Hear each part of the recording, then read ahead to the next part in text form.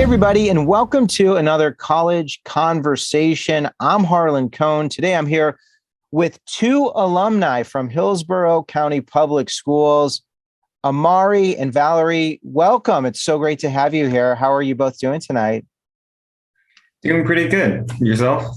You know what? I would say I'm like an 8 out of 10. I'm feeling pretty good. It's pretty good vibe. Amari, I know that you are in finals right now at the University of Tampa, correct? Yeah, Moments earlier, did you complete your math final? I did. It was for my finite liberal arts math. Finite liberal arts math. Is that difficult math, or is liberal arts math not as difficult? It's not as difficult. Smart. You're smart to do. See, I think I could do okay with that. Math was tough. Do you get stressed out for finals? I didn't get stressed out for finals, but I have to compile a couple of portfolios for my art classes. So that's going a little bit stressful, but it's going okay. So you're stressed out for your art portfolios. Yeah. Do you have any of your art portfolios within arm's reach? Within arm's reach. Oh, yeah. Do you But really? it's fairly big. Can you show us some? Sure. This is cool because I don't think people understand what goes into these art portfolios. Here's my last piece. If I can get into frame. Wow. Oh, that's so cool. That is Wow. impressive. Nice. It's all done in charcoal and on 18 by 24 paper. Wow. How long did it take you to do that piece? We had about 3 weeks to do it. And when you start that, do you first sketch it out on a smaller piece of paper? No, we actually just have to just tackle it. And do you, in your mind, know what you're going to do? Like, do you see it in your brain first? No, I hear most people are able to do that, but I usually just work from general to specific. So I just go with a bigger picture and then I just work inwards, and usually turns out being okay. It's this faith-based adventure with your charcoals. With everything, honestly. You just trust that if you keep doing something, there's going to be a really cool result. Pretty much, if I have faith in myself and I think that I'm able to do something well enough, then it usually turns out being pretty good. That's a good feeling. Has it always been like that for you? Actually, no. Before I came here, art was something that was really stressful for me. It was a way of like coping with things. So it became something negative and like a chore. So I wanted to come back into learning art through university. So I'm actually really just enjoying myself now in the process. So you enjoyed doing art at one point, then you became kind of, it lost its joy. Yeah. So explain that to me. What happened? Midway through high school, I'd always been drawing since I was a little kid, but midway through high school, like a lot happened personally. So art was my way of just like separating myself and dealing with it.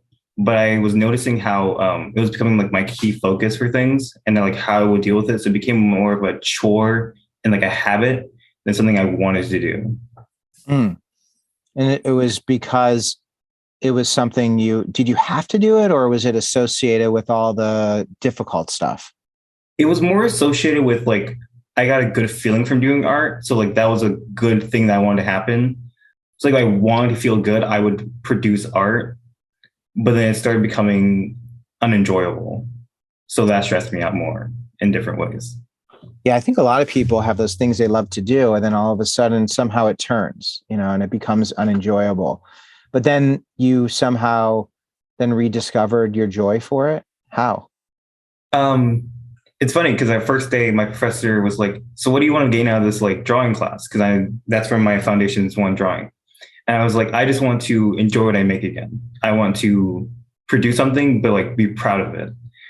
And I don't know. I just had fun with the class. Like I just looked at something, learned, and kept making, and just became fun again.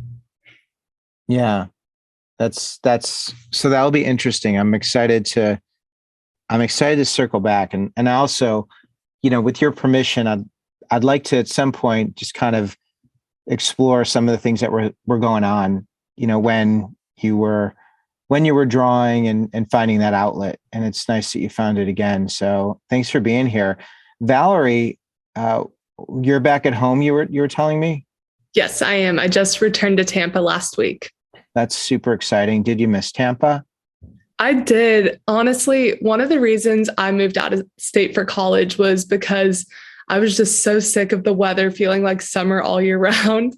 But now living in North Carolina, it's almost kind of nice coming home for the holidays and being able to tan. My family and I were just at Disney World and I came back with a tan line and I was like, this is ridiculous. It's not like this in North Carolina.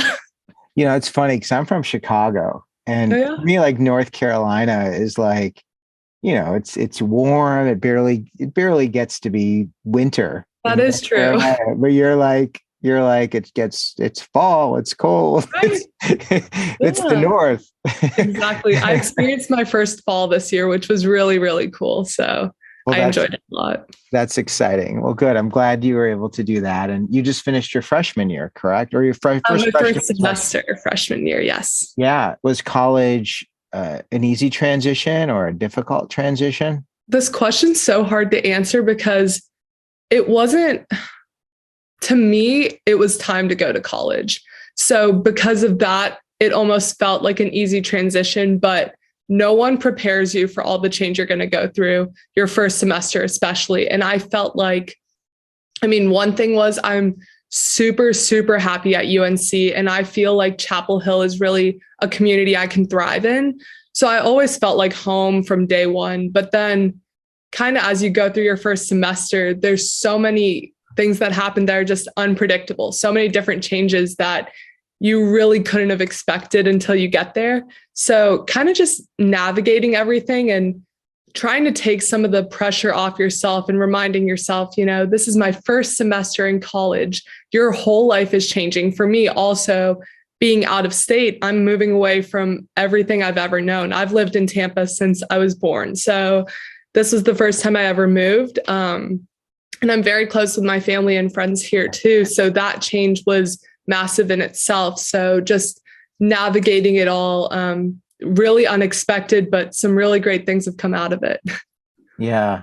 Well, I'm excited to hear about that. I know that you have pretty big goals and dreams, and I would love to start off by just understanding, what are your dreams? When you all go to sleep at night, or when you put down your computer or finish that exam, like, why are you doing all this? Like, what is it that you're working towards? So Valerie, do you have, let's like fast forward maybe 10, 15 years, like a professional dream, a personal dream. Do you have one? I've had the same dream since I was 10 years old, and I'm happy to be able to pursue it now. But 10, 15 years down the road, I have my PhD in neuroscience, and I am actively working on researching chronic traumatic encephalopathy. It's CTE for short. You'll hear that in the news, especially if you watch football and other sports. It really calls upon me because mental health, mental illness, degenerative diseases are very pinnacle in this time right now, especially because we're kind of at the peak and tip of the iceberg of understanding. So there's so much room there. And mental health is something I've been passionate about for as much of my life as I can remember. But it also brings in this really interesting piece with sports, which is another passion of mine. I've started watching football since I always joke, I was born on a Wednesday. I was watching Thursday night football with my dad the next day. So it's combining a lot of passions of mine. And currently CTE can't be diagnosed in living athletes. It's only diagnosed post-mortem. So I want to be part of the team that finds that diagnosis while an athlete is still living and help them to find what treatments are going to be accessible and what treatments are necessary to help them live through the rest of their lives with health and happiness. That's exciting. Wow, you really know. So it'll be interesting to see, because it doesn't seem like anything's going to stop you, right? I mean, there's always challenges and obstacles along the way, but kind of like you both have said earlier, if you have faith in yourself, and just kind of lean into that, I think a lot of power can come from that. Yeah, that's cool. Amari, so I saw some of your work, and it's really cool. Is that part of your dream, or 10, 15 years down the line, do you have a dream, something you're working towards? Personally, I'm working towards nothing like too specific, but I have general ideas that I want to work towards, like being an art director or being completely self-employed, as like a freelancer or as a business owner of my own small like art company.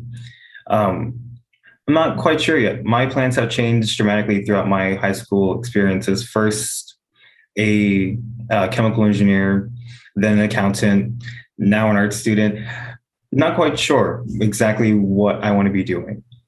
But right now I'm enjoying just the experience of learning painting, photography, something that lines within my passions for art. So you've changed your mind a lot. Is it okay to change? Oh, absolutely. That is just a constant of life, let alone a person change. I know a lot of students, they have a very narrow idea of what the future is going to be.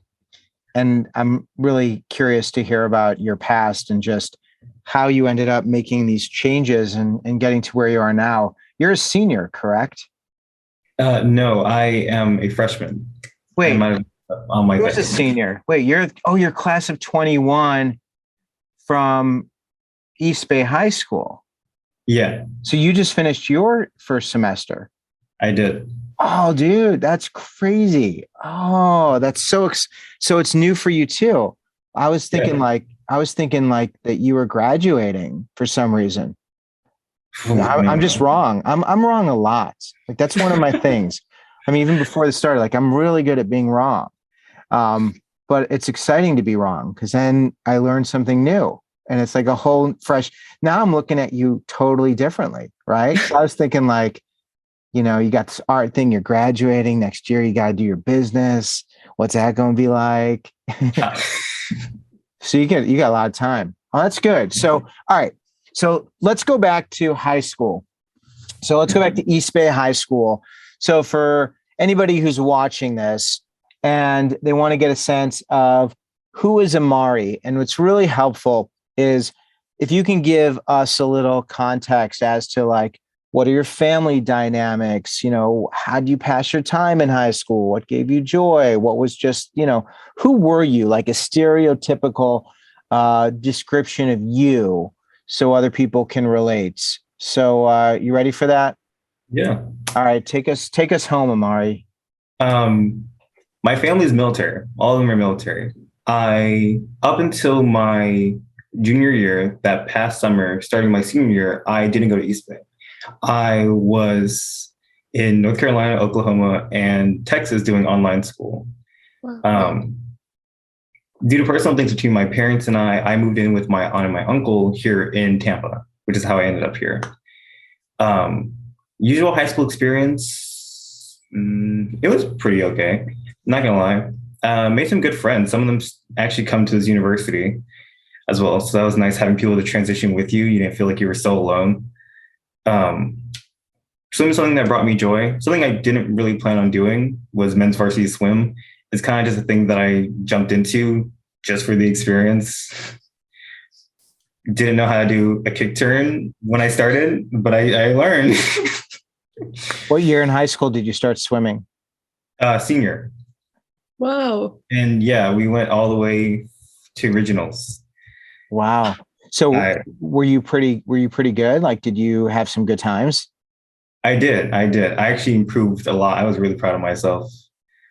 How do you do that? Where, and just so I can be clear, when did you become a full-time student at East Bay High School? What year? My senior. Your senior. So you moved to a new high school as a senior. Yep. Knowing no one, right? Nobody, pretty much almost never being in the state, in a completely new area.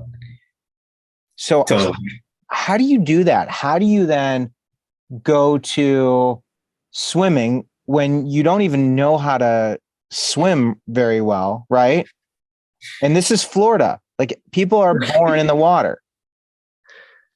Well, that is true. I didn't know how to swim. I didn't know how to swim professionally or competitively. That was completely different. Like I had to learn how to backstroke, butterfly, breaststroke, So all while competing. not knowing how to do that, like take me to walking into that first meeting. Like, do you talk to the coach? Do you ask someone who's a swimmer? Like, how do you even take that first step for someone who wants to try something new? I don't. It for me, it was getting out of my own head. It was the fact of we all started somewhere. Like no one on that team, regardless of if they've been there for freshman year, had someone previously teach them something or had to improve. So to me, it wasn't more of a difficult thing. I just learned. It's I kind want of to how I know. art now. I just have faith in myself. I know that I can do it fundamentally and just do my best at it. So, so, walking though into that first practice, do you like, I want to get into like just the specifics. Do you go to the coach? Do you just go to a practice? Like, how do you do that? We actually, the place that we swam at was right down the street from my house, and a couple blocks away from where my school was. So I just went up, spoke to the coach. I hadn't been cleared yet to practice, even though I put on the paperwork. So we started practice. I was there for dry land, which is just fitness afterwards.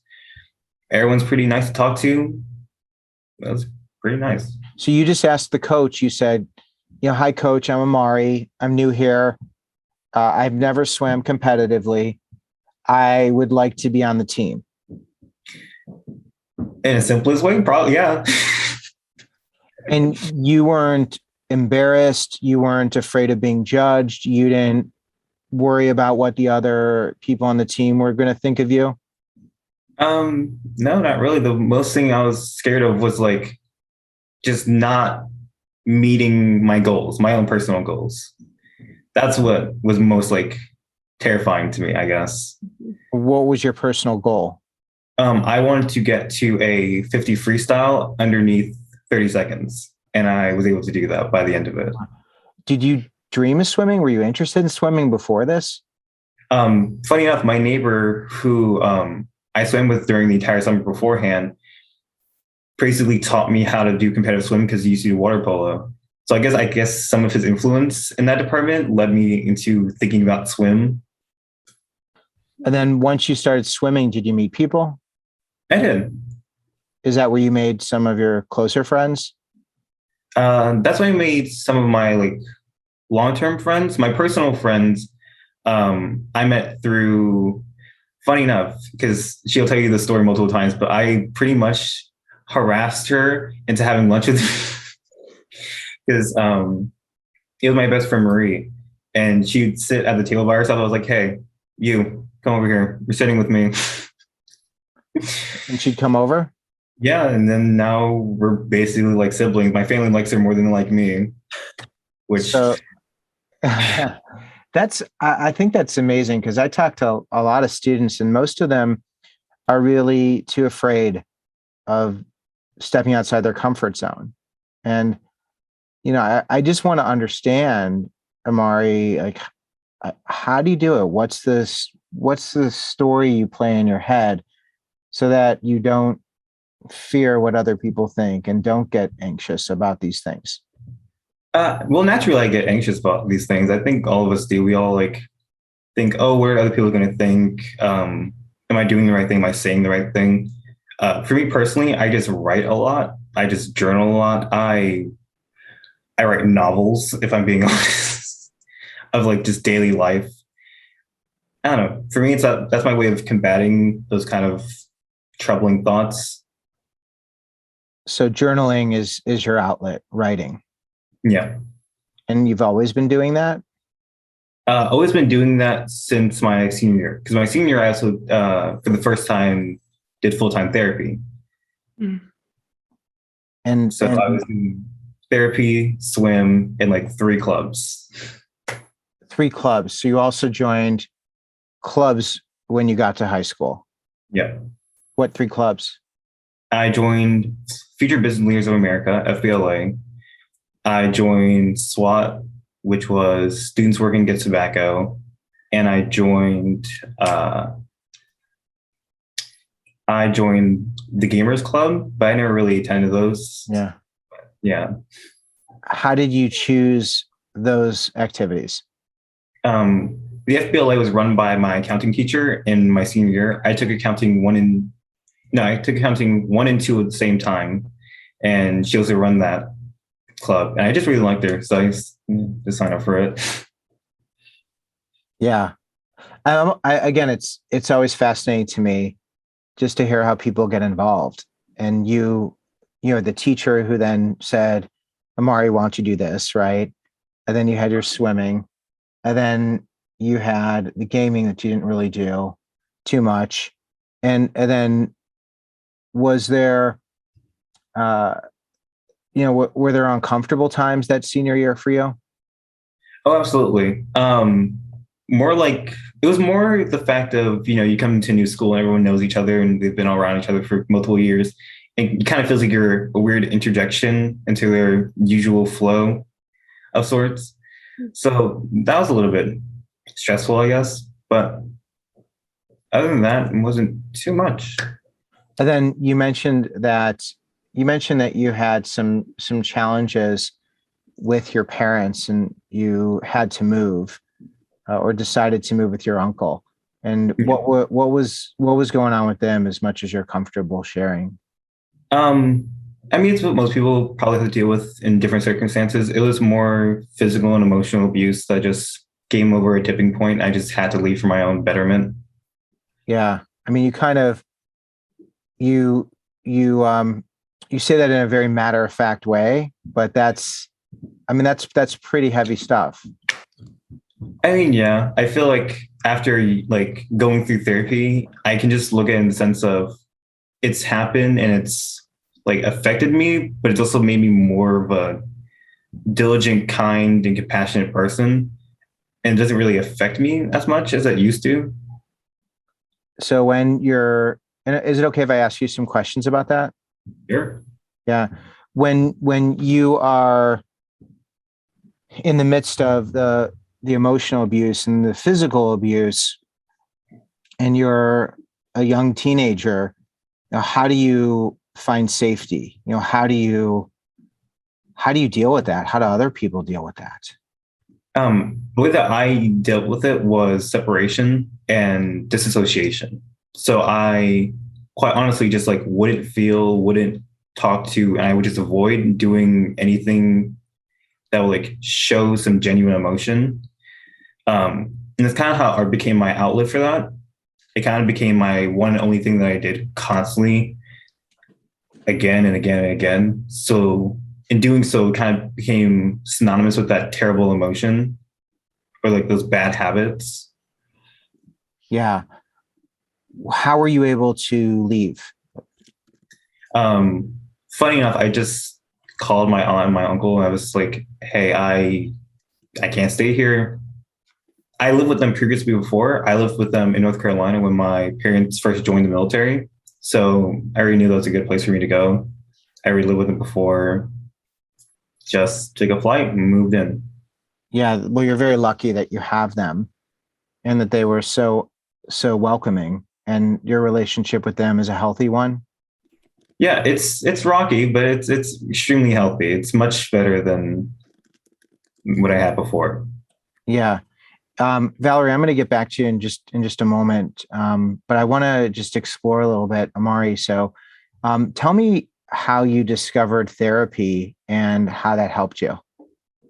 It's funny enough because I was discussing with my mom before I left, months prior, and I was stating how I probably needed it.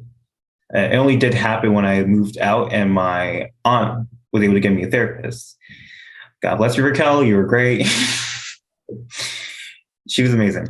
Yeah, it was a hard process, if I'm being honest. So what was your impression of therapy? What did you hope it was going to be? Why did you want to get it? And then tell me what it was like for you.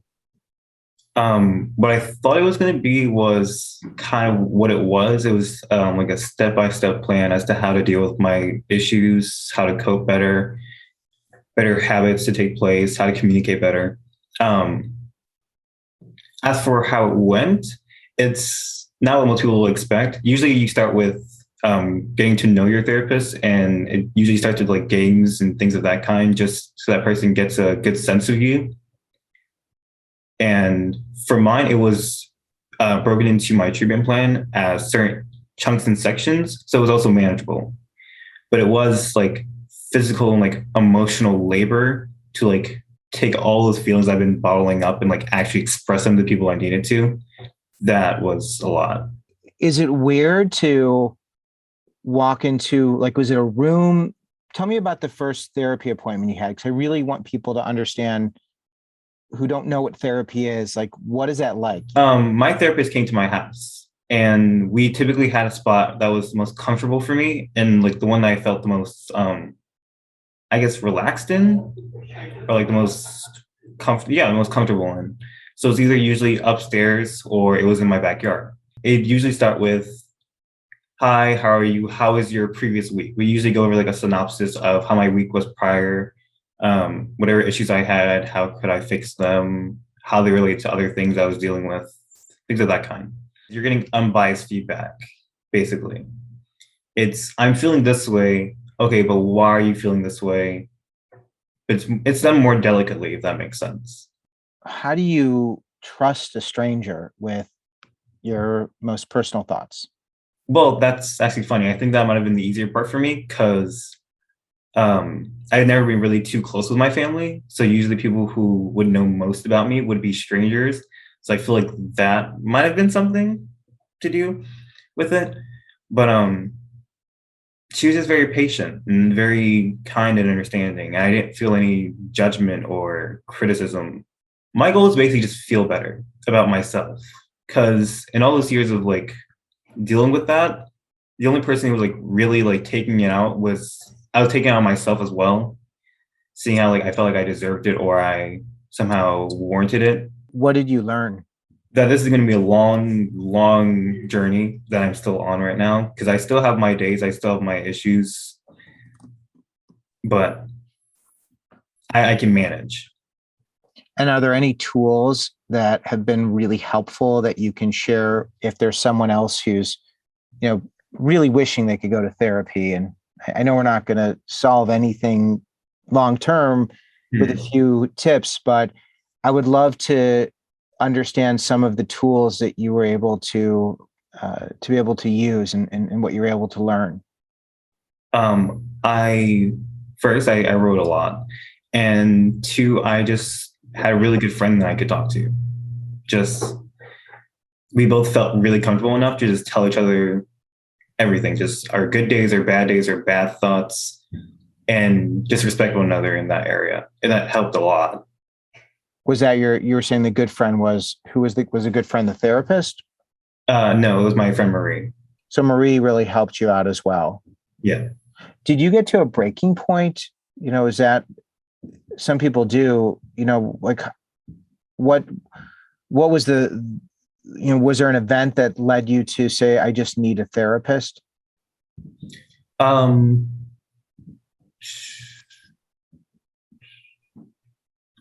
it's when I started recognizing that I was like all my emotions I like was holding on to, they were affecting my personal relationships. Like people who didn't deserve some of like the baggage that I gave them, I guess, or like when I would notice that like I was taking something personal and making it about somebody else without meaning to, is when I realized that like I wasn't healthily dealing with my problems and that I needed a professional help. And then were you able to get this through the help through the school? Or how did you get your therapist? No, I personally paid my therapist, but another help was my school's counselor or psychiatrist. Yeah. Will you tell me a little bit about how the school, how the student services helped support you? I would typically talk to Tracy Brunson, who is the counselor at East Bay. She's great. She's absolutely wonderful. I still talk to her now. And it would usually just be like a second rehashing of my therapy, if that makes sense. It would be just things that I would feel like I want a second opinion on, or it would be personally bothering me in that moment. And I feel like that was a person I could talk to about it. If somebody wants to talk to a counselor or a therapist at school, how were you able to do that? Typically, I would just knock on her door. She's usually in her office. But I know there's ways of setting appointments through Canvas. So you could do it through Canvas too, but you always had someone at school to help you. Yeah. And then was there anybody else at school who was in your corner when you were working through a lot of these family issues? Abigail Barnes, who was the previous AP Lit and history teacher, who was also ITA'd for. She was just really sweet. Like, I just knew I can come to her with like whatever I was dealing with, and she'd listen, and it was really great. She also did talk to me a lot about just my own developments with being LGBT and her influence in that area and her experience in that area. Well, that's also, and Valerie, I promise we're going to talk. We're going to talk, and because I want to go back and forth, but just as I was about to talk to you, Valerie, I didn't know Amari also the LGBT was that being LGBT was something also that you identify as. And I think that's awesome for other people to now have one more thing that they can identify with. Is it easy to be LGBT? I don't. Some people like me to include LGBTQT, but transgender is interesting because transgender isn't sexual orientation. Transgender, no. Transgender, not. It's interesting, but it's put into the LGBTQT, but I just like to say LGBTQ. What do you think? I don't know. I'm not too sure. I kind of just call it like the queer community, but I know some people don't identify with that name. Yeah. So May I butt in for a moment? Absolutely, Valerie. You could butt in at any. You're not even butting in. You're part of the conversation. I just one take. So I myself am not part of the LGBTQ community, but something I learned in one of my economics classes that I just took this semester was the reason that transgender is part of that community of people is because oftentimes sexual and gender minorities are addressed together in one group, especially statistically during economics research. So that was something I also had a question on that for the majority of my life, because that's not necessarily a sexual orientation. But that's something new I found out this semester, which I was very happy to learn. Yeah, it's very interesting. And I think most transgender students don't know that. Mm-hmm. And it's an interesting, everything's always evolving in terms of just terminology. It's all fluid, but it's interesting to see the origin of that, because I didn't know that either. So, okay. So Amari, there's so much good stuff. Hey, and it's like, I respect boundaries. I'm a boundary person, but did your sexual orientation, did that have any impact on your relationship with your parents? It kind of had like an impact with my family. Nothing too bad. It was usually just the dismissal aspect of it that was a little impersonal, but I'm not going to kick up rocks. When I have these conversations, I'm always looking at your relationships and just, how you've evolved. But then it's also that kid who is that student who is in a family and they're keeping secrets and they don't know how to share because of their fear of rejection and having the family alienate them, which is a really scary thing that happens so frequently. So, I always like to, I'm an ally and someone who's always in people's corner. And if anyone watches this and you're struggling with those issues, you can also send me a note, and I'll point you to resources, because I feel like we're all worthy and deserving of living in alignment with our light and the things that we know are true. about ourselves. It's really important. It's very hard to do that when you're a teenager and don't always have people and places to support you. So it's a tough journey, and I'm grateful for you to be here to share and to be so open, because it's very courageous, and I really appreciate that so much. So thank you for that. So Valerie, I would love to learn about you. So take us to Sickles High School. You could even go to middle school, whatever. Tell me a little bit about your family, where you're from, those dynamics, and how you got here today. Sure. So I was born and raised here in Tampa, and I'm an only child, and I am very, very close to my parents, which some of my friends who are only children cannot say the same, but I'm blessed to have a really, really solid foundation and relationship with them. For my family, the three of us were the only ones in Florida. The rest are all in Ohio and Pennsylvania still, where my parents are originally from. And something unique about being an only child was a lot of the friendships that I cultivated in middle school and high school, they ended up feeling like family to me and felt like siblings. And I feel like I have a unique perspective in that, because not only are they my best friends, but I can call them my sisters and brothers wholeheartedly. And they've supported me like other siblings have supported themselves. So that's one interesting dynamic for my life personally. At Sickles, I was the president of our Student Government Association. I also founded Not I, But We, which is a teen advocacy group for mental health awareness. And I worked a lot with the student services team and the school board at Hillsborough County to relay my initiatives in educating students peer-to-peer, and did a lot of great work, especially also with the diversity and equity board that I sat on during my senior year in Hillsborough County, which was really, really interesting. And I learned a lot about my peers and the community I live in. Additionally, I played varsity volleyball, which I had great experiences in. That really was my life in high school in a nutshell. But I think something that really resonated with me that Amari talked about was the impact of therapy in his journey, because I can say the same.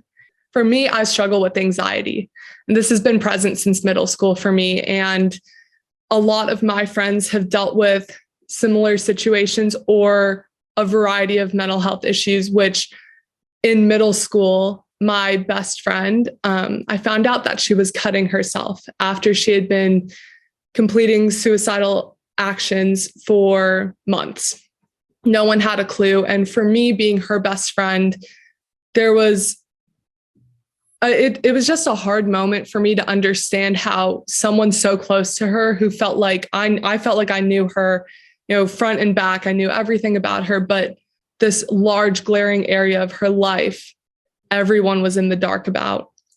And I think that's what really called me to volunteer work and community work with mental health, because now I saw how closely it impacted my life. And soon after, I was experiencing anxiety for the first time. And through my personal journeys with it, I kind of figured out that, if it's affecting me personally, and I have this connection to my friend who struggled with depression and no one knew, I can only imagine how many other students are dealing with this, or kind of learning about their mental health for the first time, or tackling mental health issues and not even knowing where to start. And for me, I didn't even go to a therapist until my junior year, which is wild for me to think back on, considering how much struggle I went through. But that's kind of what brought me to the mental health sector of what I want to do. And now, as I'm in college, I'm pursuing not only a degree in neuroscience, but also in public policy, to become more familiar with the legal jargon and some of that, so that I can move Not I, But We into a nonprofit and run it successfully with all the right sectors in mind. Yeah. So that's really helpful and really interesting. And I want to learn more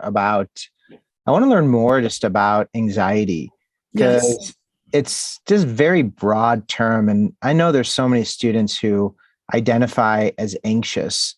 Mm-hmm. And for you, identifying as someone who has had to manage anxiety, will you describe your anxiety, what that feels like? Just Absolutely. when you encounter it, and when you realized it was something more than just like a problem, but or something more than just like a little thing. You know what I mean? I usually say back in middle school was when it all started. And I remember there being a moment in time where I kind of thought, yes, I get a little anxiety about tests. We all get nervous for tests. But then it started kind of manifesting into something greater than that. And I feel like all students, we're all stressed about something at any given time. It's just a matter of how much attention you put towards that. But there is a line between, in my opinion, when I just had normal, regular stress, and then when I identified it as true anxiety. So for me, what anxiety looked like, especially in my early high school years before going to therapy, it really looked like a lot of different things. One thing would be, you go to bed one night, you wake up the next morning and you cannot get out of bed. Everything is wrong. Nothing good's going for you. Everything that you work so hard for is all of a sudden you feel like it's all falling down on you. You may experience physical symptoms. You might have extreme tightness in your chest. You might wake up in the middle of the night just so panicked and having a panic attack and not be able to identify the root cause, which also makes it difficult to work through because you can't even tell where it's coming from. You don't know what thoughts you're telling yourself because some of it can be completely subconscious. You might have problems falling asleep at night or waking up in the morning. So was this you? Were these your symptoms? Yes, absolutely. You're a really active person who's clearly a leader in your school, but you would wake up and you couldn't get out of bed? Absolutely. There were, I mean, I can see flashbacks right now of times this has happened to me. Take me to like one of those if you can. Absolutely. Yes. 'Cause you were just, I could tell you were like imagining or seeing something or being someplace. So where did you just go? I was talking to one of my teachers about my anxiety and going to a therapy appointment. And he said to me, Valerie, you're not anxious. There's no way. You have too much of your life together to be anxious. And, I took it with a grain of salt, moved past that part of the conversation because in that moment, I just thought about laying in bed, not being able to get up to go to school and thinking, how can someone think they know me so well to discredit something that is so prominent in my life? There's not a face of mental health. We all struggle with our own problems, and there's not one kind of person deals with one kind of issue. So for me, sure, you could look at things I'm involved in or my resume or whatever and think, oh, there's no way she has anxiety. That's completely not true. Speaking back to some of the panic attacks I would have, I would wake up in the morning, be kind of like half asleep, still kind of asleep, still a little bit awake, with the most immense pain in my chest. You feel like your heart is failing you. It's a pit.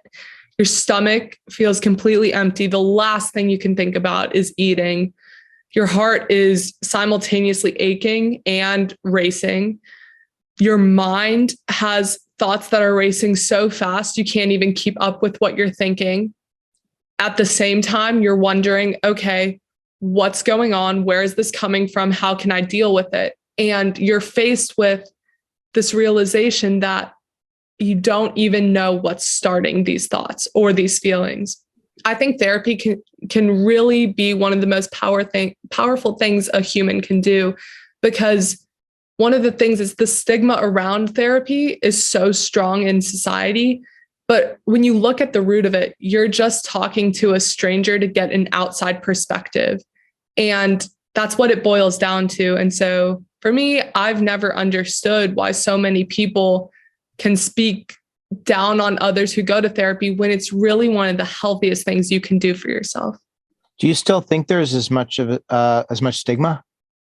I think that especially over the past few years, since I have gotten more involved in the world of advocacy work and seen all the great change that's happening, I see society becoming a lot more welcoming and open to conversations about mental health and therapy in general. And unfortunately, I do think the pandemic happening it played a large role in that, because for the first time, I think a greater amount of people who may have never struggled with anxiety or depression, that was kind of brought out in a lot of people from being isolated, not seeing family and friends for a long time, not being able to do the things you love, and seeing how quickly all of the things that you love to do can just be pulled away from you.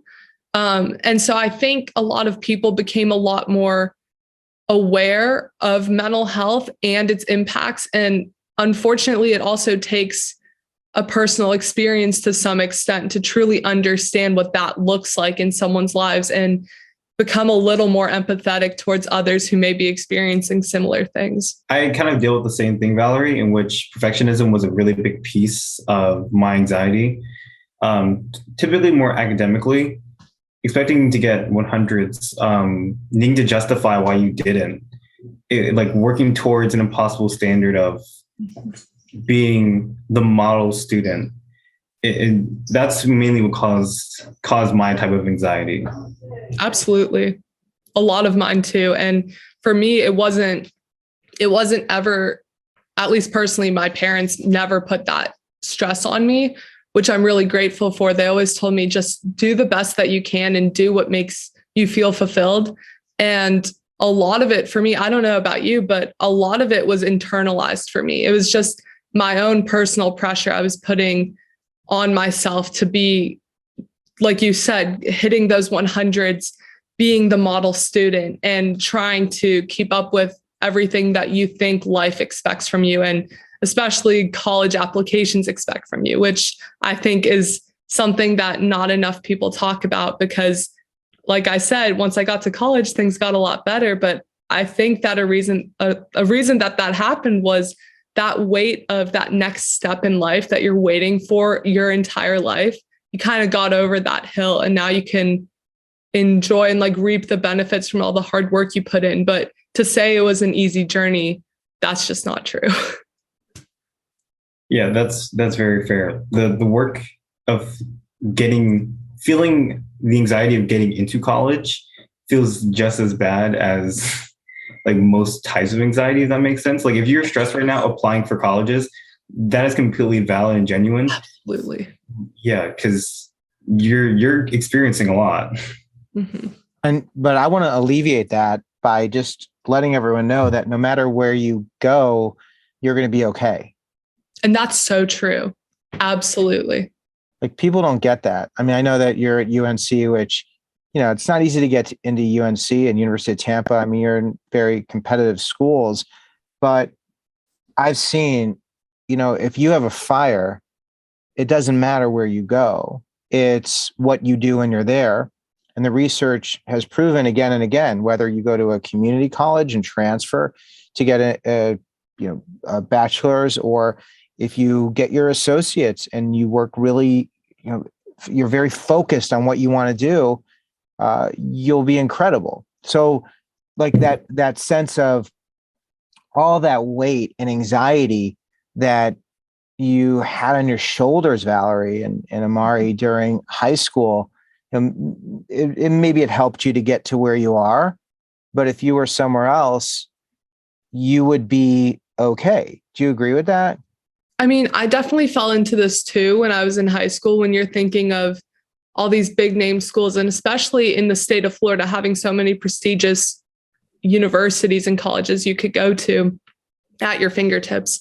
I think the one thing is that a lot of students put that pressure on themselves to do that because they think that's the right thing to do. I've listened to many professionals, many alumni have come and spoken to classes, and I've met with a lot of great people, but they've all said that your journey is truly unpredictable. And what you think you might want to do when you go into college, you're probably going to change your major. you're probably going to find something that you would have never expected from networking or just speaking to other students. For me, I wasn't even really looking at UNC until the summer before my senior year. And it wasn't until March of this year that I started maybe considering it. I applied just to see if I could get in, just because I knew that the acceptance rate was kind of low. And I was like, oh, maybe I'll just see if I could get it. I wasn't even thinking in my wildest dreams that I would go. My focus was pretty much on Florida schools. And it's wild because I think the way that I ended up at UNC was so unexpected and so out of my control in one way, but it led me just kind of leaning into the process and just understanding that you might not necessarily end up where you think you're going to go. Or a lot of parents from day one, they tell their kids, oh, you're going to be an alumni just like I am at, XYZ school, whatever. I think it puts a lot of pressure on kids where, for the longest time, I thought I was going to University of Michigan. I've grown up being a huge fan, and I'm grateful to say I got in, but my path led me to UNC, and I'm happier than I've ever been.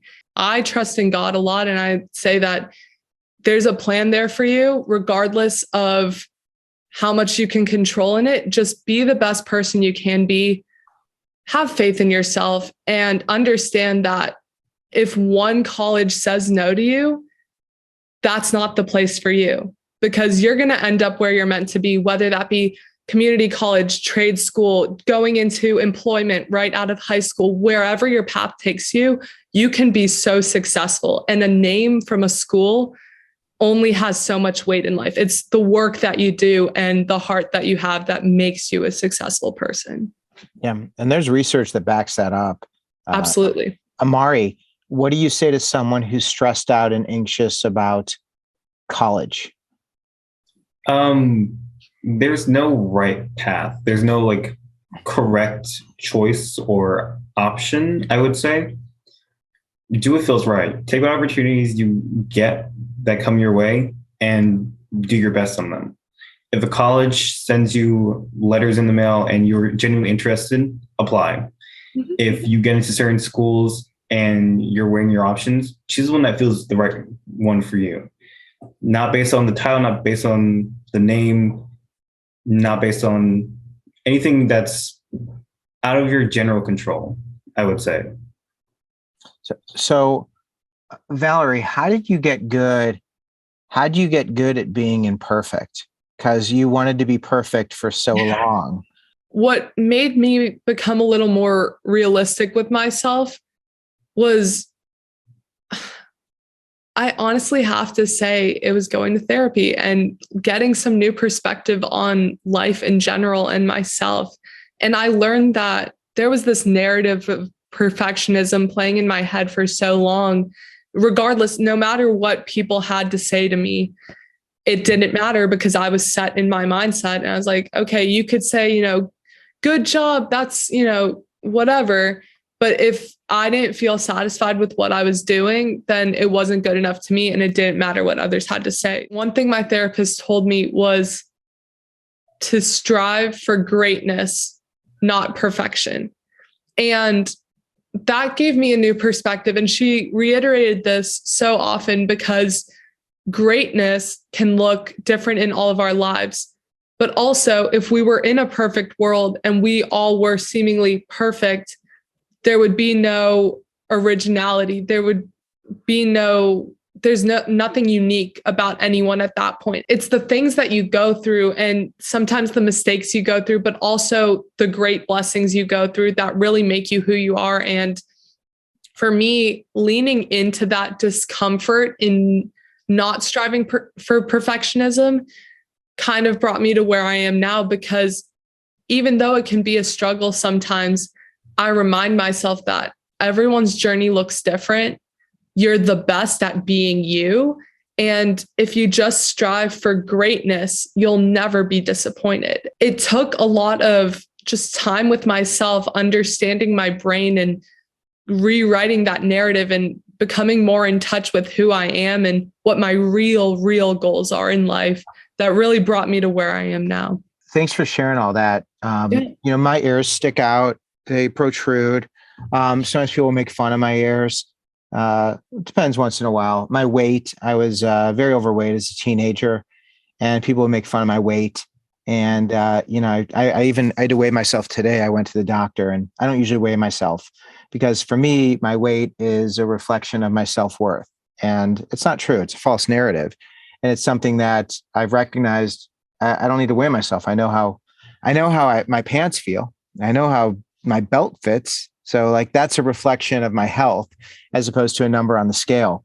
Amari, what are some of your insecurities? What would people make fun of? And how are you able to, not let those things stop you? First off, love your ears. Just gonna say that. Thanks. Second, my insecurities typically go around the area of my ethnicity. I'm mixed. I'm Chinese and Caribbean. I didn't have a lot of people like me around, so I usually felt insecure around other people, just based on like my ethnicity and my race. In person, I'm extremely like loud, and I feel like I'm very abrasive. But I've just learned that's just how I am. I've been told on multiple occasions I'm very like direct and blunt, but that's what certain people like about me. So there are like certain insecurities that are also played to my strengths. Yeah. So when you're in high school and somebody, questions your ethnicity or wants to, make that a bigger deal, like how do you deal with that? What's your advice for other people who are like, yeah, Amari, I come from, I come from a diverse background and it makes me insecure too. What's your advice for them? Not quite sure actually, because I'm still dealing with that personally.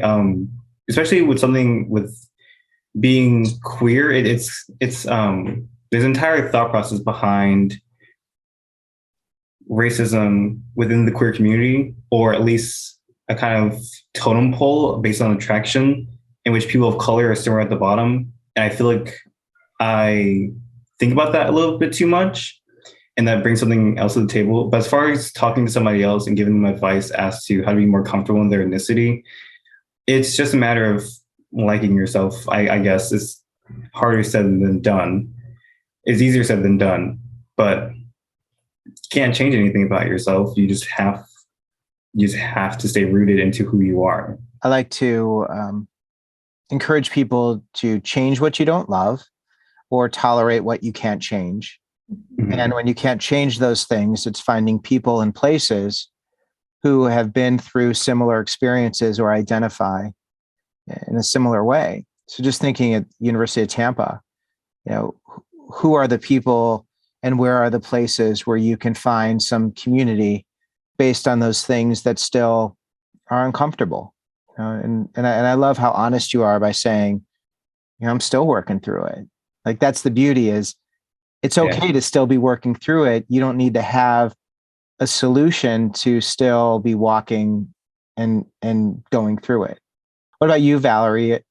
What are some of those things, those insecurities, those things in high school that you were concerned about, whether it was physical appearance or relationships, dealing with rejection? I'm like the king of rejection too. So I love rejection. I don't love getting rejected, but I love talking about rejection because, it's like at the root of so much of our anxiety is this fear of rejection, of people not wanting us or accepting us or judging us. So like becoming friends with rejection really has helped me. But what are some of those specific things that you dealt with? One clear thing comes to mind, and it's very personal, but I'll touch into it a little bit. In my sophomore year of high school, kind of out of the blue in February 2019, I began suffering with a very severe series of migraines. It basically meant that I couldn't go to school the majority of the time for about a month or month and a half. Wow. I was in bed for more than half of the day. When I wasn't sleeping, I was eating or just laying in bed, writhing in pain. And I had never experienced physical pain like that before that or since. And it was a really dark time in my life because with that no doctor could figure out what was wrong with me. It ended up just going away in about, I think it was April 2019. Every test under the sun was done on me. Nothing was figured out. I was put on so many different medications. Nothing really seemed to be working. I felt like I was just being experimented on, but couldn't see life getting better. And one of the things that really took a toll on me was I wasn't able to exercise. I wasn't able to really the light at school would bother me. That's why I'd sleep most of the time if my medication wasn't helping. It was just so painful to be awake that I would go to bed. And unfortunately, I gained a lot of weight. And after I was feeling better and going back to my life as I had it before, something that really was hard for me was that I gained weight during that time. And dealing with that and going back to school and being around my friends and just going back to life as it was didn't feel the same. And it was tough for me to deal with because it definitely took a hit to my confidence. I've always been a confident girl, but that was a tough time in my life. And no matter how hard I worked, no matter how hard I tried, I felt like that weight that I gained in that time period was not coming off. And that was really hard because it felt like this constant reminder of a really dark time in my life. I mean, that lasted for so long, but finally it was like the end of my senior year. I found Pilates, which I never tried before. I've heard of it. I was like, you know what, we'll give it a try. And because I loved exercising so much, I'm super active. I love rollerblading, love volleyball, all of that. But this was an exercise that also focuses a lot on breath work and mindfulness. And this was also a time where I've been going to therapy a while. I've learned the importance of breath work and didn't really know how it worked for me. So I tried Pilates, and through Pilates and through therapy and rebuilding my relationship with food and also my relationship with myself, over this past summer, I was finally able to lose that weight physically. And not hypothetically, but emotional weight was also lost in that, which was great because I felt like finally, I feel like the past 2 years, I haven't even looked like myself. And my friends all say, oh, you look great, whatever. I was never personally, no one made me feel bad about myself, which I was lucky to have. I've always been my worst critic. And looking back, I don't even recognize myself during that time because it was a really tough time for me. And physically, I just didn't look how I felt like I always did my whole life. But dealing with that during your teen years, that is so tough. It's so tough to deal with. And I didn't realize how much that affected me until senior year was over. And I was just reflecting and thinking about everything. And I was like, wow, that really took a toll on me for several years. Yeah, it's hard to be around so many people, I think, who are so uncomfortable in their skin, because the game is to make everybody feel like less so we can all feel like more. You're fortunate that people weren't making you feel like less. I feel very blessed. Yeah, you did it to yourself. It's interesting because, Valerie, you were in a lot of pain. And at the same time, you had this forward-facing image of being a leader who's supporting so many other people, but yet your secret pain, I don't know if it was a secret or if it was public pain, but like, were you public about your anxieties and challenges? I mean, with the start of therapy in itself, there came a point where I recognized that I did want help, and coming to terms with that with myself was very important, because the biggest thing for me was I told myself, Valerie, you're literally preaching about mental health to everyone. You're making people feel accepted. You're being open. You're having conversations, but you're not even going to therapy yourself when you can recognize that you need it. And then once I realized that, there was kind of no turning back from there. And I'm very open. I talk about my therapist and my journey with therapy to so many people because, you got to practice what you preach. I go to therapy and I'm not afraid to talk about it because there's no need to. And a lot of people do know that I've struggled with anxiety, primarily also because my work surrounds around the mental health atmosphere. And I feel like the only way that, one of the biggest ways I could connect with people is through my own personal journey. And so I'm very open with all that. But like you said, being a leader in my school and community, especially after I went through that time in my life, sophomore year, I was so focused on almost everyone else that I didn't really care about my own personal well-being. And I think that's why it took so long for me to reconnect with myself, because I was just so focused on everything else going on in life and being just swept up in everything I was involved in, that I never really gave myself a break to stop and just check in with myself and check in with my own health. Because physical health for me has always been very important. And I've always said mental health is also as important as physical health. But that journey that I recently went through, I was also so focused on my mental health that I didn't realize how much physical health was weighing on that area of my life too. So finding that balance between mental, emotional, and physical health has also been critical to kind of going through what I'm going through and living the life that I've always wanted now. I think a lot of students over-involve themselves away. Like, you could drink your problems away, drug your problems away, relationship your problems away, social media your problems away. You can activity and organization your problems away. And I think sometimes people are so involved that they don't have a chance to stop and actually be present, because being present is just so scary. When it came to finding your therapist, when it came to that moment of, I want to get a therapist, I need a therapist, how did you find one? This is kind of ironic that you bring this up, because some of the projects I worked on in a few of my classes this semester surrounded around why access to psychotherapy needs to be improved, specifically from the insurance aspect of it. For me, I sought out a private therapist, so outside of the school network, and we went through our insurance company to find this therapist. Well, my first meeting with my therapist took months out to book, and it's already hard enough to find a therapist that is compatible with your insurance plan if you do have an insurance plan. And then furthermore, finding their availability, because there's also a lack of therapists, not just in the Tampa Bay community, but nationwide. It's kind of this unforgiving cycle where insurance companies don't have great coverage. They also cap the amount of mental health treatments you can have in a year, all of that. So not as many people go into therapy work.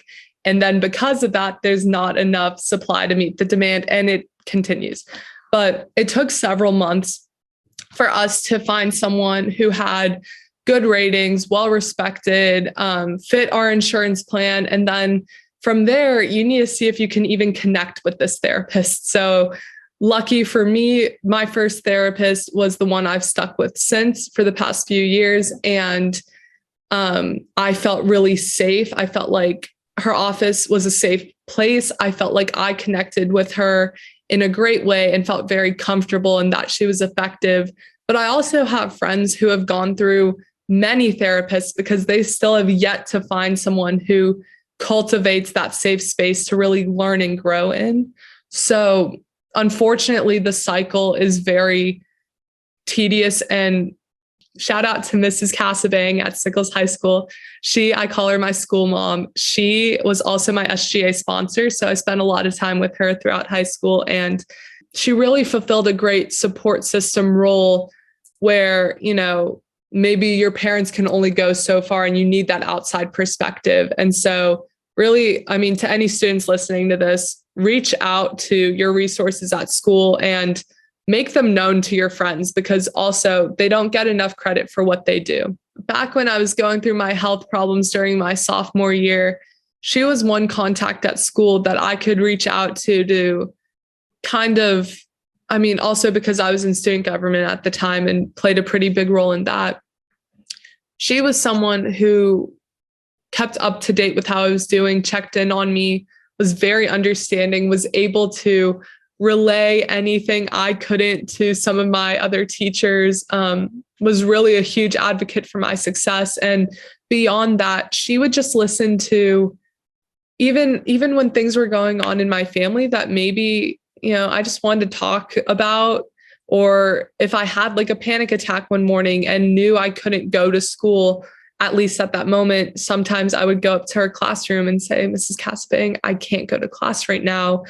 Would you mind if I hung out in here for a little bit? And she, like I said, I called her my school mom. She cares so much about every single student she teaches beyond them just being her student, because she's like, you guys are all human beings. You're all people. And as much as I can help you to be successful just in life and living, she's there for you. And so I would be able to have great conversations, even about things like, it really didn't matter. Whatever came up, maybe something came up in the beginning of the day, or something happened in one of my classes that was really unfortunate for me, or whatever the case may be. I could list 1,000 things, but she was a great resource for me and was always open to listening to whatever I had going on, no matter how big or small. So Valerie, who else within Hillsborough County helped you? Who are some other people who were in your corner in student services or just in the school? So I would say, so our school social worker is Mrs. Haydell. And like I said, I didn't see her specifically, but I worked really closely with her in some of the student government community projects we did. And from her, I was just able to gain a lot of perspective about how much she cares about students and what she does. We collaborated to build this thing called the Caring Closet at Sickles, where we provided hygiene products, food, miscellaneous other school supplies, other items like that to students who might need it, even if they just maybe, oh, I forgot deodorant this morning. They could run downstairs and grab a stick, or like whatever the case may be, because anything that can lessen pressure on a family or a student so that they can focus on school is really important. So I worked with her a lot in that and just learned a lot from her, and learned a lot about how open they are and how accessible they are. But also for me, like I said, I worked really closely with a lot of the student services team at Hillsborough County Public Schools. And for me, fulfilling my passions and my dreams with Not I, But We really became a possibility with the work of Elizabeth Tanner, Holly Saya, and Dr. Angela Floyd. And they listened to me from day one about the goals I had, and they really helped me achieve great success with it and see it come to fruition. And I think finding those people who really had me in their corner and had my success as one of their primary interests was really cool to see so many people invest in you, and makes you believe in yourself even more. And it made those tougher times it was easier to deal with tough times because I knew how much support I had backing me and how many understanding people there were. Tell us what Not I, But We is. Oh, Not I, But We is a teen advocacy group for mental health awareness. And its name comes from replacing the I in mental illness with the we in mental wellness. So it's all about cultivating community and destigmatizing mental health. So what we do is we have representatives from nearly every public high school in Hillsborough County. And we have members who are part of Not I, But We, but then also one member from each school who sits on the student advisory board and works with the student services team to come up with initiatives, work with other clubs like the Save Club to put on awareness weeks, awareness events, volunteer activities. But primarily our work is all centered around peer-to-peer education and opening up conversations about mental health and kind of brainstorming new ways that we can deliver very important information, but with the focus on peer-to-peer being that I recognized that throughout my whole education experience, K through 12, you would have people come in from organizations and do their spiel in the gym for like a half hour and have a presentation, but kids did not resonate with them. But I noticed whenever I or others would speak about mental health to our peers, they would actually listen because they're listening to a friend or a peer of theirs who is going through something that maybe they might be too. And we can resonate on a generational level. Whereas someone from some random company coming in or organization coming in to talk about whatever the case may be isn't necessarily resonating the same as another student in your shoes in your community. Yeah, that sounds awesome. Amari, if I know that you're no longer in high school, but knowing Not I, But We exists, if you had a wish of something Not I, But We could do to help high school students, especially someone who came into the district as a senior, being really honest of, what is it that would have helped you? What do you think, what do you think the group should do for those who are listening? If at all possible, the organization could make like meetings or subgroups that visit other county high schools, public high schools if possible. Just speak about it. Most days or times you could just make an assembly, or as my school would usually do it, people come classroom to classroom and just take a couple of minutes to speak. I feel like that could help a lot of people at my old high school. Mm-hmm. Oh, you see, you're familiar with the group? No, I'm actually not. This is the first time I'm hearing about it, but it sounds really great. It is very new. And unfortunately, a lot of our work got delayed because of COVID-19, which had some detrimental effects on our progress. However, we are expanding, and one of our core goals in our mission statement is creating those events and assemblies for students to be educated by other peers, specifically starting in Hillsborough County.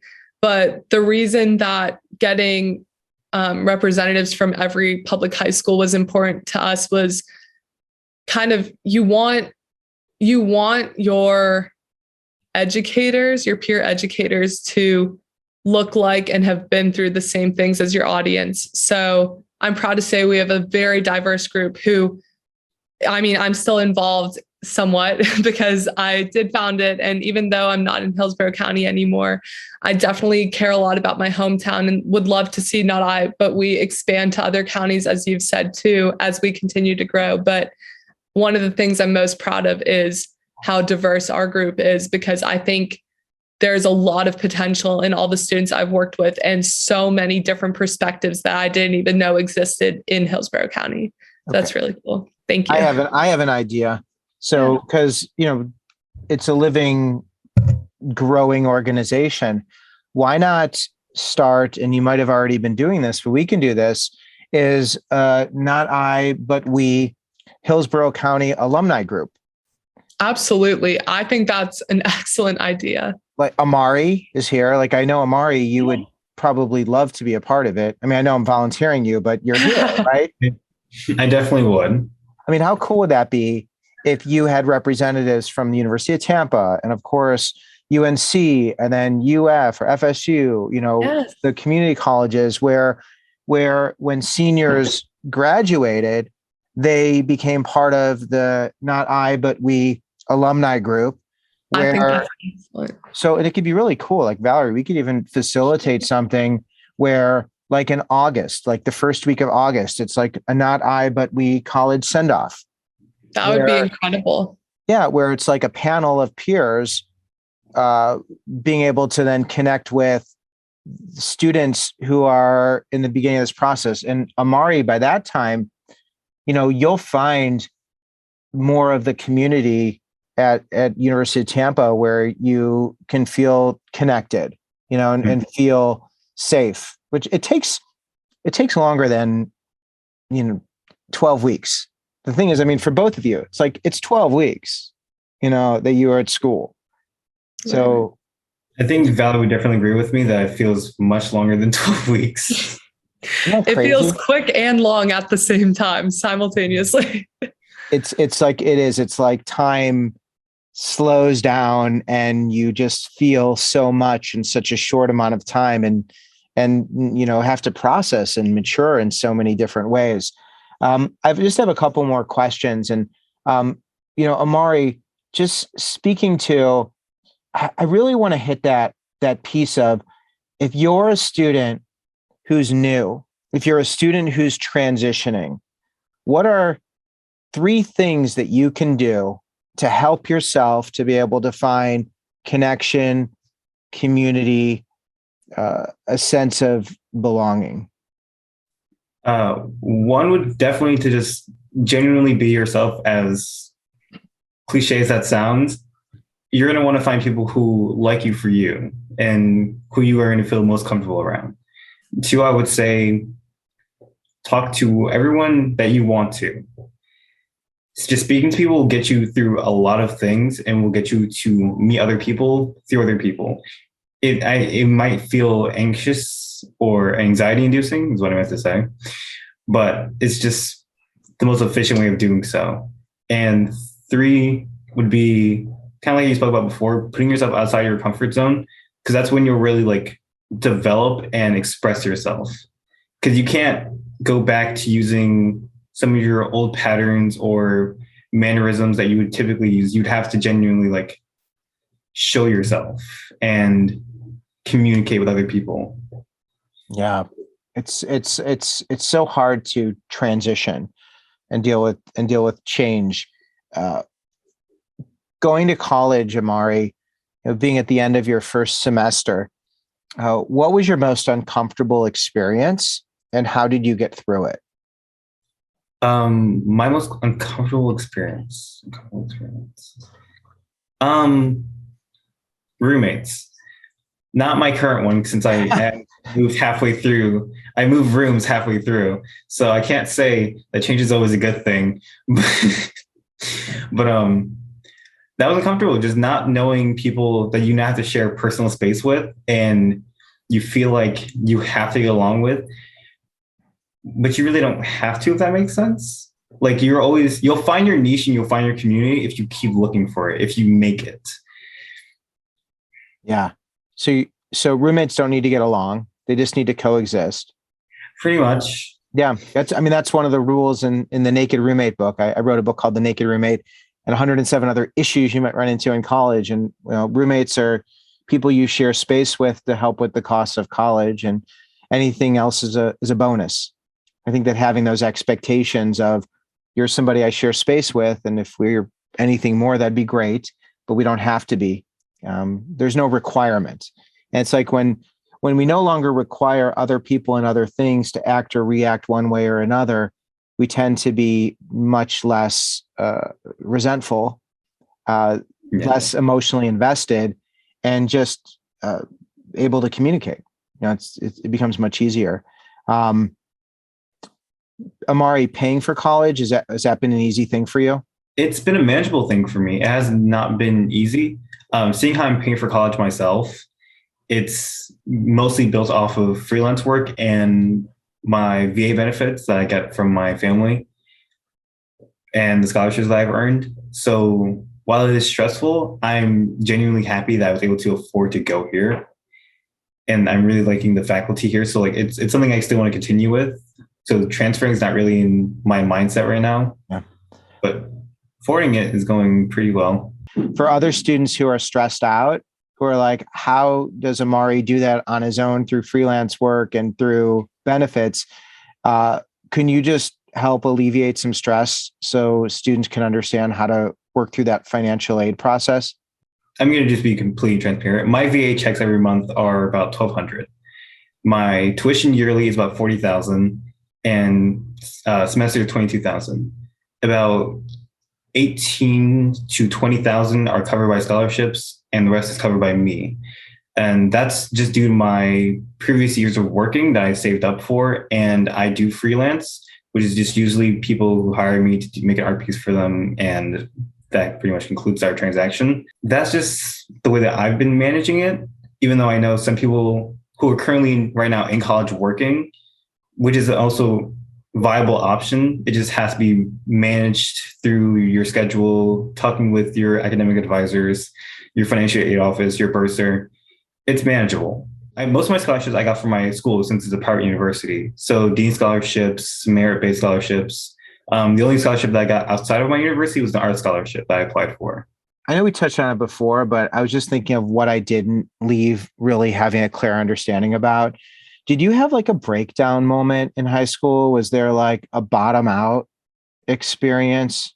The summer before my senior year, when I was going to move here, I completely flatlined. I was the most depressed I've ever been, most anxious I've ever been. Even like my family that I was close with, which is my aunt and my uncle, like I still didn't feel like personally comfortable just talking to them about anything. And that created like a little bit of a wedge that needed to be worked through. Like that in itself, before I even started going to school, I felt like I started off at a low place. So when you're at that bottom and you're really depressed and things are really dark, because there's a lot of people who get there. There's a lot of people who are there. How do you get from there to even the first step closer to where you are now? You know what I'm talking about? Like when you're in the darkest place to that first step, like how do you do that? It sounds extremely silly. It also kind of sounds a little bit meaner than it should, maybe. But I feel like I'm very I'm a very spiteful person. Like out of both a want to cultivate my own future is what also kept me going, which is the fact of even if it's myself or someone else telling me like, oh, you can't accomplish this or you can't do this, I will 100% do it at my very best ability, purely out of spite. So in that moment, explain to me how that worked. Just the verbal and emotional abuse that I went through. It was a thing of like, oh, you're terrible. You're never going to do it. You'll never be anything, that kind of thing, in which that motivated me to be like, I'm not gonna let this person prove themselves right. Like I just physically gut rationale. I just can't. That kept me going at that same point, and getting better felt like a reward for doing so. And that's something like I took a bad emotion, such as like spite, I guess, and made it into something positive. There's a reason why I keep going even now is just for the future that I want to cultivate, the things I want to do, the things I want to experience, where I want to be is a good enough reason for me to keep going and to pick myself up out of that dark place and get started. You're really bright. I mean, you just told us, I mean, not only you're, I mean, emotionally intelligent and you're able to do so many things that are remarkable, but you're going to a school that's $40,000+ and you're paying for it all by yourself. There's a lot of people who have to pay their own way, but to be able to do this and to do it so well and manageable, like you can do anything, right? You get that, right? Yeah, it's the thing in which, like, even if I, for example, like, let's just say like next year tuition goes up again and I just willingly can't afford it. I can't let myself be stressed out by that, to the sense in which I would give up. I would either need to transfer, change my plan, or do something different. But I would get it done. Right. Like you're always going to get it done. And I think for anybody who is surrounded by someone who says you're not enough, you can't do it, you're not worthy, what do you have to say to them, Amari? Don't listen to them, if that's any consolation. You know yourself, you know your worth, you know what you're capable of. Listen to yourself. Listen to the kind part of yourself. It's easy to just deny that part and go purely dark mode and go, oh, I can't do this. I hate this way I do this, or I don't like the way I look. Allow yourself to be positive to yourself.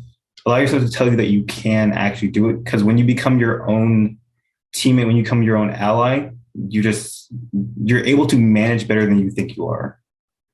What about drugs and alcohol? I mean, that's a really easy escape from the pain, to numb oneself. What are your thoughts about that? I feel like everyone's not going to believe me, but I'm a completely sober person. in every word, in every way you can imagine. For people who are dealing with that, though, I would say getting help would be the first step. As far as you can't feel things, you can't manage yourself if you're not allowing yourself to feel. Yeah. That would be the first step that I would recommend somebody to get professional help in dealing with that. Further on, I really don't have too much experience in that department, so I don't feel like I could give better advice than that. Well, why didn't you turn to drugs and alcohol? I mean, they're accessible and available, right? They were, but I think that's just a part of like my moral code or standard that I had for myself, to which I never felt compelled to do so. I know for many people it could possibly be like their first resolve option of fixing something temporarily. For me personally, I just never was interested in doing so. And maybe because I knew more about the subject or I read into it more. I never had anyone who dealt with alcohol or drug abuse, so I can't say that either. But did you have like a shame story that you would tell yourself? What do you mean by shame story? The self-talk that would make you feel bad, you know? Not typically, actually. Most of my like shame talk would happen like subconsciously in my head. Like I could tell that I was doing it, but I wasn't sure what I was saying to myself. It just wasn't positive. Yeah. Did you ever question, like, why was I born into a situation where I have to endure so much pain? Oh, constantly. But like I said, I'm very blunt. So I kind of just took that thought process. I was like, this isn't serving me a purpose right now. And this is not helping me cultivate the person I want to be. So it needs to be cut. Yeah. And are your aunt and uncle, are they in the same city, or it was far away, right? It was in a different state? When I first lived with them, they were in North Carolina. Now, when I moved here, they live in Apollo Beach, which is right next to Riverview, 20 minutes away from here. So you didn't live far away? No. I have a good support system in both them and my friends who are still very close to me. But your parents, they're in a different state, right? Yes. Okay. So then you moved to just trying to understand like the bigger picture. Mm-hmm. And is there anybody else within Hillsborough County or within the schools that helped you during your past year? Stephanie Pierce, my accounting teacher, was a really like good objective source as to finding my passion. Abigail Barnes, again, for our conversations about just queer topics and feeling more comfortable in my skin and my sexuality. And my school psychiatrist, Tracy Brunson, was just an overall, it's funny because like even now she's kind of like my grandmother. But she was just always a good person to talk to whenever I had like an issue or just even a thought to bring up to her. She still checks in on you? Oh, absolutely. She's actually the one who sent me the email for this interview. Oh, that's so wonderful. I'm so grateful. It's amazing that you could come into this district and in a year find community and support, so quickly. I mean, it's really a testament to not only you, but the people who you were fortunate enough to be around. So to them, lots of gratitude, and to you for sharing so much gratitude. Valerie, is there anything else that you think we need to cover? Is there anybody else within the community who's supported you that we want to acknowledge and just thank? I mean, not to sound generic, but my family and friends have played such a big role in my life. And aside from having incredible teachers my whole life, and especially some of the people I mentioned earlier, I just feel like I've been really, really fortunate to have the people I have in my life. And I guess for me, a lot of my journey, especially with mental health, was a lot I had to work out within. Whereas some people have it completely opposite, and it's external factors that are primarily affecting that. But I think just in general, knowing that our audience is middle and high school students, one thing from a college perspective, now knowing what I know and having been through what I've been through, trust in yourself and trust the journey, because things will be thrown at you that you would never expect, regardless of how many things are going good for you. But if you trust that, kind of like Amari said, he's going to get it done. We're all going to get it done. And if you stay focused on the good in your life and stay focused on the dreams that you have and the goals that you wish to attain, and stay true to yourself in the process, that's key, because a lot of people can lose themselves, like you said, going to drugs and alcohol for a way of escapism, or even just trying to fit into a certain friend group, whatever the situation may be.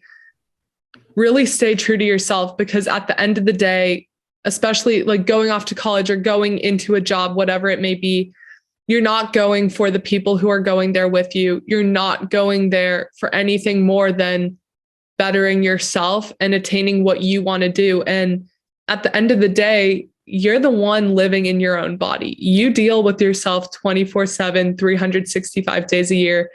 Make your life a life that you want to live and a life you're comfortable in, because this is the skin you're in for the rest of your life. Just trust in yourself and love the person you are inside and out. And that's what really matters in life.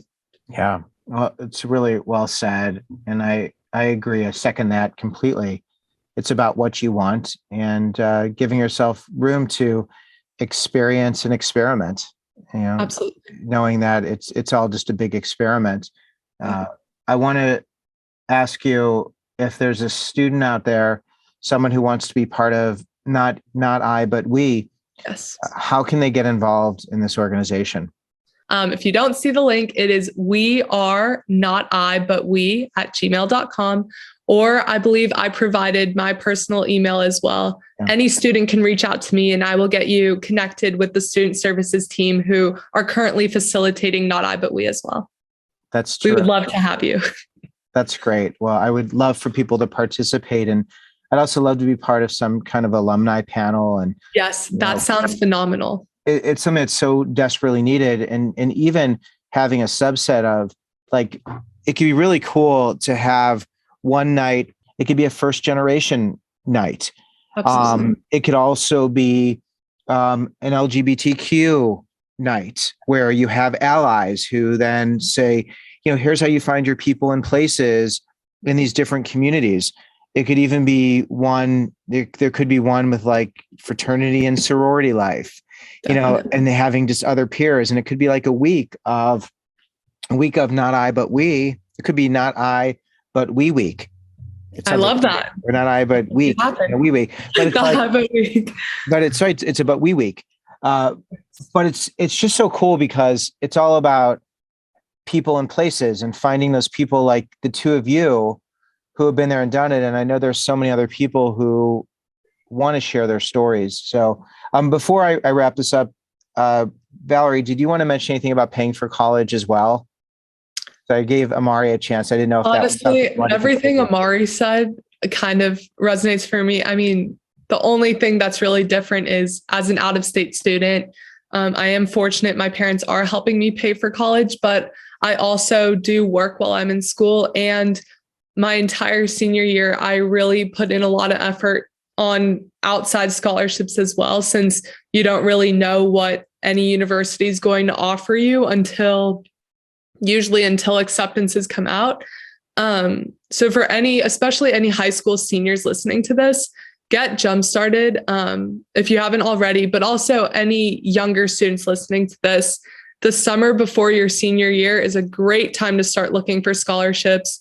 And also become good friends with your college and career counselor at your school, because that's actually one other person I would love to thank, Mr. Gennaro at Sickles High School. He is our college and career counselor, and he was monumental in exposing me to a lot of scholarship opportunities and facilitating the whole college exploration process. And I'm very grateful to him, because a lot of the scholarships I ended up receiving, I found out about through him. on top of some other outside scholarships I applied to on my own. You got to just tell us a couple of scholarships. So Yeah, the junior, sure. right? They're throwing this carrot out there. What are the names of some of these scholarships? There is the Gasparilla Scholarship from Ye Mystic Crew. I'm very fortunate to have been a recipient of their $10,000 scholarship, and that's for 4 years, 10,000 total, not 10,000 each, but it's very, very helpful. And I found out about that through Mr. Gennaro. Also, for any other women, young women out there, there is the Athena Society Dr. Sylvia Richardson Young Woman of Promise Award, which I am also grateful to say that I received my junior year. Those were two that were pretty prominent for me. Reach out to some club sponsors at your schools as well, because there can be some club specific scholarships that at the end of the year, when clubs are looking to, deal out their funds or whatever they want to do before going on to next year's business, there are some scholarship opportunities on a school by school basis. You need to start digging as soon as you can, because you never know what you can find. And every little bit helps, especially if you are someone, Bright Futures makes it extremely hard to leave. But if you're someone who really has goals of going out of state like I did, and you don't want it to be a very large financial burden on yourself or your family, definitely start looking into scholarships and put in that work. I know that January of my senior year, I felt like if I ever wrote another essay, I don't even know what I would do with myself. I just knew that I couldn't. But all of that really hard work for months got me to where I am now. And I'm really grateful that I saw it through and was able to attain that goal. That's awesome. If somebody were to say, Amari and Valerie, this isn't the last question, but this is something that some people will think is, how could you find the courage to share these things? You're sharing stuff about your life that is very personal, and you're putting it out there. And Definitely. Once you put it out there, it's there forever. How could you do that? How could you be comfortable doing that? Amari, how are you comfortable doing that? For people who wonder, how? Because I can only assume that there's people who are also going through similar or worse things than I am. So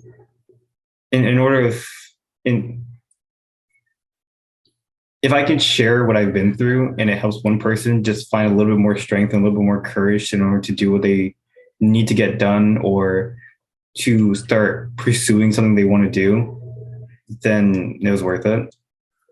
That's great. What about you, Valerie?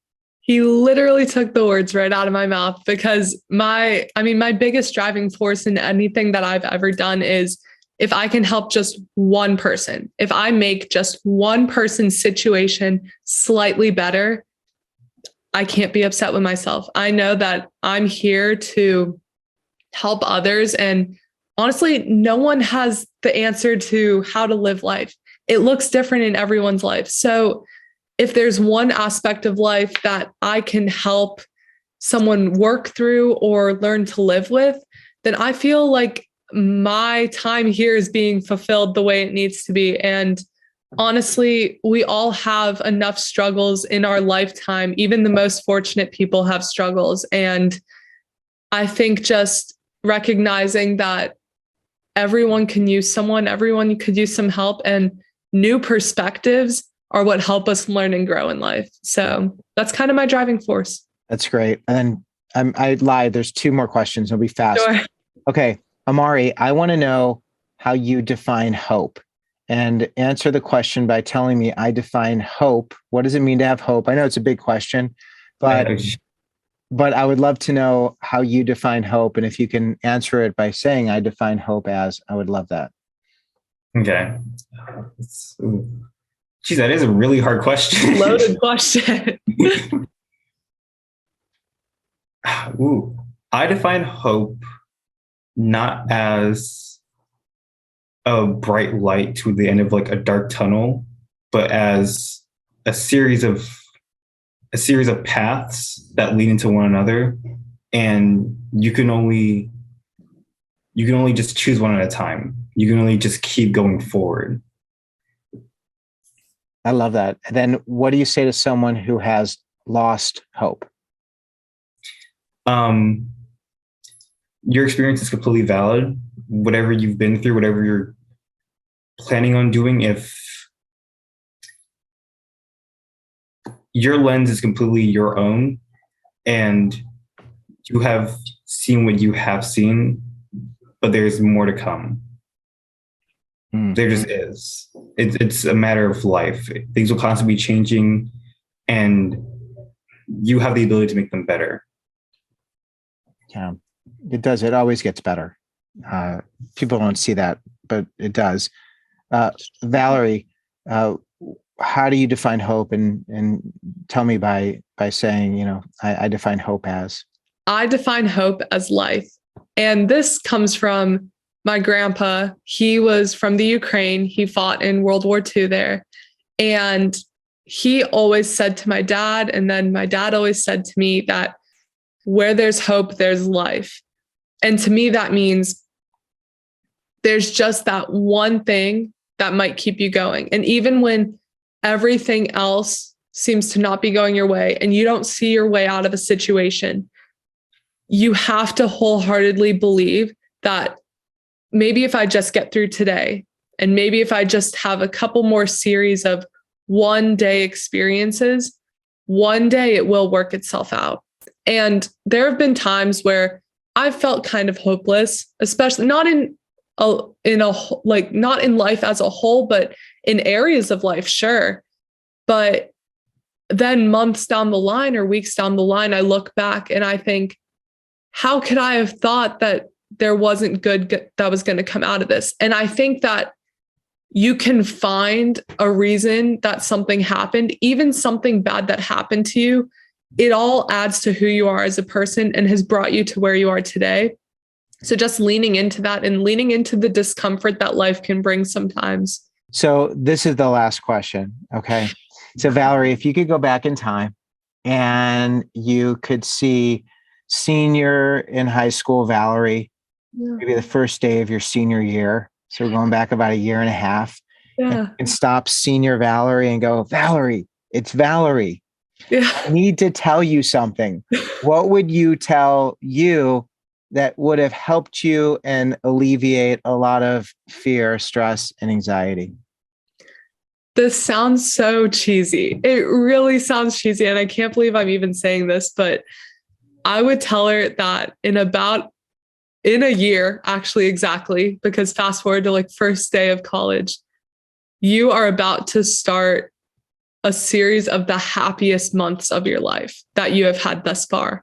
Not saying life hasn't been great, but wow, college has just changed my opinions on so many things, opened my eyes to some of the most beautiful parts of life. And the people I've met and the things that I've done in a few months in Chapel Hill, I literally could have never dreamt up. So regardless of what you think college is, throw it out the door. Your whole perspective is going to change and you are going to love it. Wow. That's exciting. It's really exciting. Right. I want to be, I'd like to get that message. That's great. What a good message. How positive. I can feel it. All right. Amari, if you could see high school Amari, you get to go back to East Bay High School and you see Amari the first day of senior year before you even started swimming competitively. You got to go up to, I love that story. I love that. It's just so great. For anybody who's tuning in late, Amari started swimming senior year, never swam, and you became a varsity athlete, right? Yep. And 1 year. I mean, that's remarkable. So anyway, you get to see a high school Amari. What would you tell you?